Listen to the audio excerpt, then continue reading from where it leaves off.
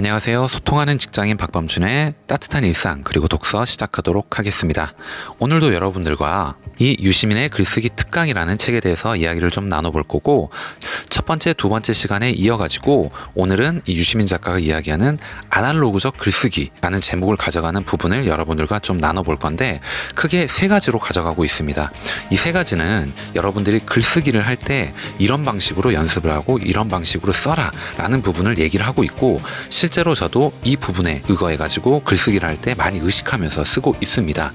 제가 뭐 작가라는 건 아니지만은 제가 뭐 블로그 활동이나 독서 서평 이런 것들을 쓰면서 꾸준히 그냥 연습하고 노력하고 있는 사람의 한 명으로서 이 책에 나온 이야기대로 썼을 때 저한테 많은 도움이 됐고, 실제로 제가 쓴 글들을 나중에 읽어봤을 때 좀 간결하게 명확하게 읽어지는 그런 것들을 제가 느꼈기 때문에 여러분들과 이 내용을 좀 공유를 하고 싶었습니다. 우선 첫 번째 대주제는 글쓰기 근육에 대해서 얘기를 하고 있습니다. 유시민 작가는 이렇게 얘기를 하고 있습니다. 글쓰기 근육을 만들고 싶으면 일단 많이 써야 한다. 그게 기본이다. 언제든 어디서든 글을 쓸 수 있다면 무조건 쓰는 게 답이다. 진부한 처방이지만 어쩔 수 없다라고 얘기를 하고 있습니다.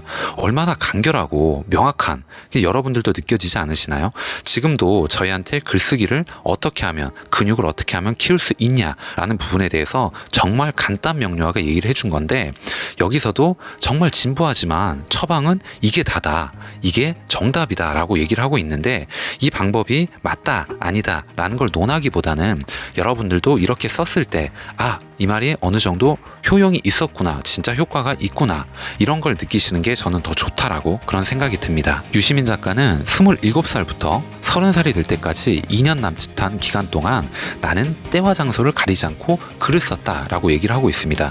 작은 스프링 수첩을 갖고 다니면서 뇌리를 스치는 모든 생각을 적으려고 노력했다라고 얘기를 하고 있습니다.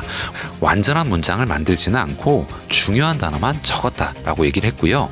나중에 메모를 보면서 그때 생각했던 것을 재생했다라고 얘기를 하고 있습니다. 실제로 이 책의 일부를 보면 유시민 작가가 노트를 갖고 다니면서 수첩에 글을 어떻게 적었는지를 지금 여기 스캔해 놓은 게 있거든요. 지금 이 부분입니다.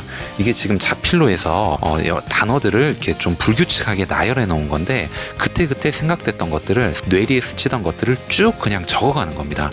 저녁놀이 가짜, 스테인글라스로, 졸부 사장님, 싸구려, 문화취향, 검은 긴 생머리, 고운 피부, 오똑한 콧날, 옆모습, 미는 대상 그 자체, 뭐 이런 방식으로 쭉 본인의 의식대로 그냥 단어를 쭉 나열한 겁니다.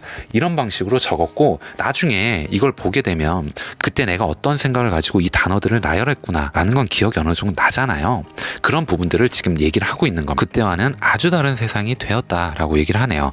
그러나 자투리 시간이 생기는 거는 예나 지금이나 다르지 않다. 영화를 함께 보기로 한 친구가 길이 밀려 30분 늦는다고 연락해왔다라고 해보자.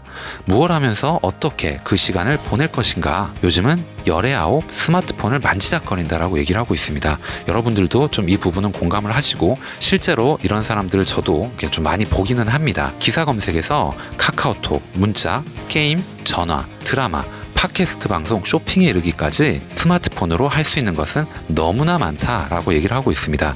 하지만 책을 읽는 사람은 많지 않다. 수첩에 손으로 글을 쓰는 아날로그형 인간은 천연기념물만큼 희귀하다라고 얘기를 하고 있습니다.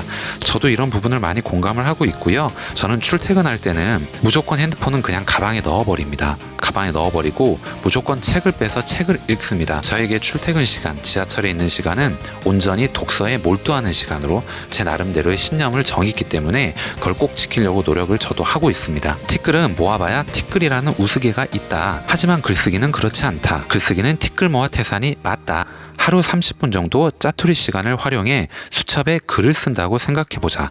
아무것도 아닌 것처럼 보인다. 하지만 매주 엿새를 그렇게 하면 180분, 3시간이 된다. 한 달이면 12시간이다. 1년을 하면 150시간이 넘는다. 이렇게 3년을 하면 초등학생 수준에서 대학생 수준으로 글솜씨가 좋아진다 라고 얘기를 하고 있습니다. 유시민 작가가 이야기하는 두 번째 방법은 짧은 글쓰기를 얘기를 하고 있습니다. 글은 길게 쓰는 것보다 짧게 쓰기가 어렵다.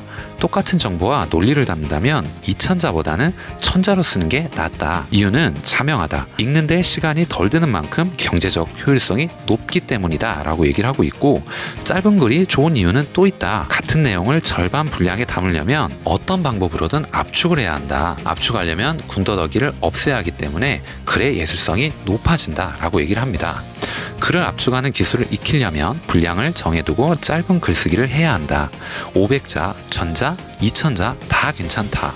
각자 형편에 따라 정하면 된다 라고 얘기를 하고 있습니다. 백지에 손으로 초안을 쓰면서 글자 수를 헤아려 가지고 만약에 넘치면 줄이고 모자라면 보충했다. 이런 식으로 꾸준히 글을 쓰면 무슨 문제든 분량에 맞게 정보를 압축하고 논리를 정돈하는 습관이 생긴다라고 얘기를 하고 있습니다. 적응하지 못하는 환경은 없다. 신문 칼럼을 쓰는 것이 직업이 되면 세상 모든 문제를 2000자에 맞추어 보게 된다.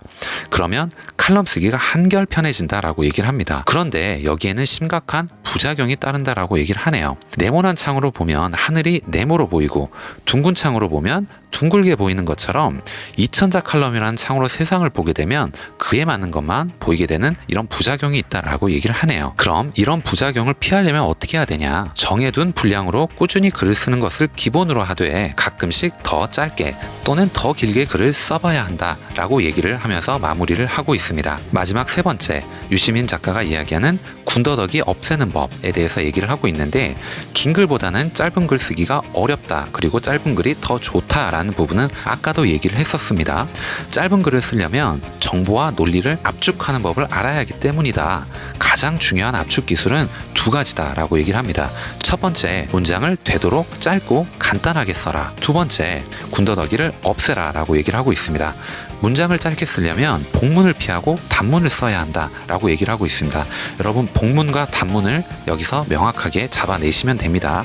그러니까 뭐뭐하고 뭐뭐이지만 이런 방식을 피하라는 겁니다. 굳이 없어도 좋은 접속사는 과감하게 삭제해야 한다. 단문으로 글을 이어나갈 때 문장 사이에 매번 그러나, 그리고, 그러므로, 그런데, 그렇지만 같은 접속사를 넣는 것은 나쁜 습관이다 라고 얘기를 하고 있습니다. 책 중간중간에는 여러 가지 칼럼이나 글들을 예시로 가져와서 내가 이 글을 이렇게 고쳐보았습니다. 여러분들이 읽어보기엔 어떠신가요? 라는 많은 그런 것들이 있거든요. 그러니까 이런 것들이 많은 도움이 될 겁니다. 예시와 함께 본인의 주장을 뒷받침하는 이런 근거를 제시한 거거든요. 그러니까 이런 부분들이 저는 너무 좋았던 책 중에 하나라고 느낌이 듭니다. 마지막으로 이렇게 마무리를 하고 있습니다. 원래 글이 화려하고 어쩐지 잘 쓴 것 같다는 느낌이 들 수도 있다라고 얘기를 합니다. 이 원래 글은 뭐냐면 여러 가지 관사, 부사, 접속사들이 많이 들어가 있는 그런 글들을 여기 예시해 놓은 거, 그런 것들을 얘기를 하는 거고요.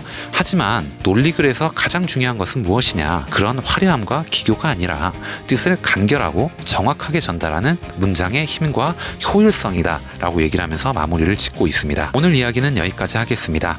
유시민 작가가 이야기하는 아날로그적 글쓰기의 세 가지 방법에 대해서 말씀을 드려봤고, 첫 번째는 글쓰기의 근육을 키워야 한다. 글쓰기 근육이란 게 어떤 것인지에 대해서 좀 말씀을 드려봤고, 두 번째는 글은 짧게 써라. 짧은 글쓰기는 과연 어떻게 해야 되는가? 왜 짧은 글쓰기를 해야 하는가에 대해서 그 이유를 들어봤고요.